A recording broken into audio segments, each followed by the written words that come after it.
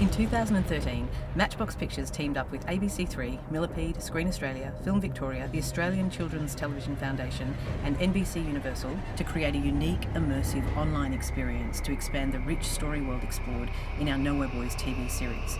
It was called Nowhere Boys: The Fifth Boy. The Fifth Boy is a game world with a difference. Our aim was to create a world that gave our key demographic of boys aged 8 to 14 the feeling that they were actually part of the same world as the TV characters in a way we'd never seen done before. In particular, we wanted them to feel that their actions online were impacting on the TV show. In doing this, we aimed to create Nowhere Boys' premiere season as a true event. It was no small feat, but we think we succeeded. Key to achieving this was to carefully intertwine the TV and online platforms so that the actions and influences lined up. This map's no help. I've got no idea which way to go. How do we do it? Well, we created a 6-chapter game world that unlocked at key points during the 13-part TV series. It all played out like this. 2 weeks before the TV show went to air, our site went live. On the site, our audiences found a sleeping boy with a countdown next to him.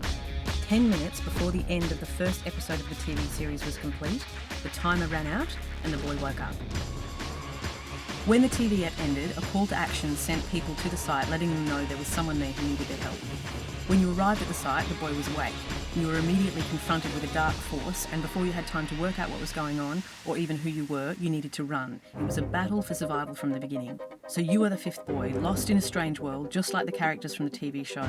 And as you soon discover, your objective, like theirs, is to get home. You then had 2 weeks or episodes to play through the first world. If you got to the end before Ep 3 went to air, then the world locked again and the countdown reappeared. This repeated 5 times, with the game world unlocking after Eps 3, 5, 7, 9 and 12 where there was a final boss battle. One of the reasons that we could see the crossover was engaging people on both platforms was the almost 1-to-1 ratio we received from online plays to online views of the TV show in the initial weeks of the project. It's hard to say which platform people are starting on, but we could certainly see that they were moving from one to the other. The overall story of the online world is this. You are the fifth boy. You don't remember who you are, where you are, or how you got there, but for some reason you are being pursued by a mysterious force known only as the Darkness. But before long you meet a woman who appears as a strange apparition, and she promises she can get you home if you help her rebuild a powerful talisman. Follow my voice and you will reach me. Bring me the talisman. Your involuntary quest becomes a bid for survival that tests the limits of your ability as you travel through 5 elemental worlds: earth, air, water, fire and spirit.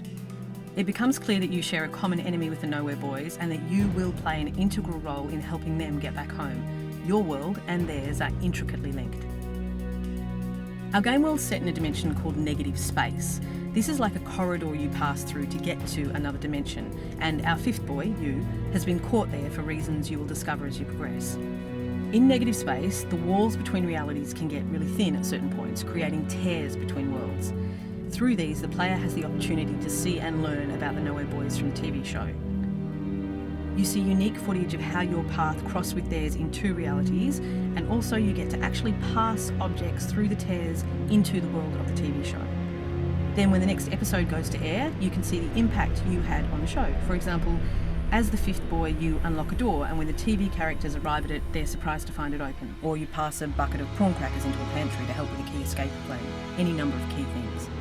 If you're just watching the TV show, you would miss the significance of these moments, which we did deliberately so the platforms could stand alone. As the game culminates, you discover 2 secrets in the Nowhere Boys universe. How the Nowhere Boys' fate directly impacted on your own life, and the other is a clue to a twist involving the darkness and how it uses its power.